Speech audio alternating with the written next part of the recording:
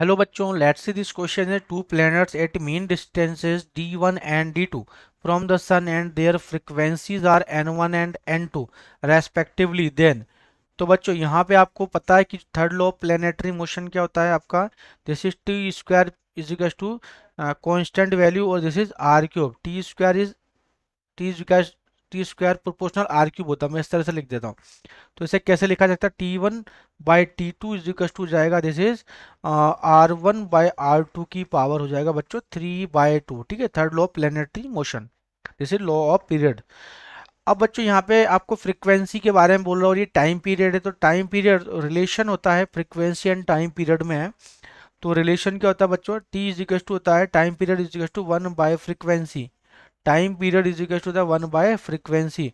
तो frequency n one n two दे रखा है, तो मैं T1/T2 को क्या लिख सकता हूँ, दिस इज N2/N1, है ना।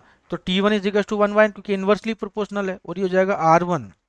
और यहाँ पे मेन डिस्टेंस क्या है बच्चों, D1/D2 है ना, ये दे रखा हमारे पास R1 R2, दिस इज 3/2।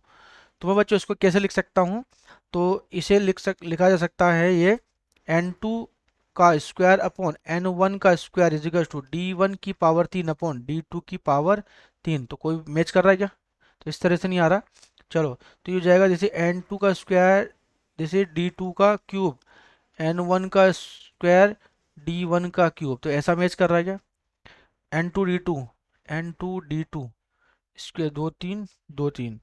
ठीक है, तो ऑप्शन नंबर बी मैच कर रहा है। ठीक है, तो ऑप्शन नंबर बी इज और correct answer. Best of luck.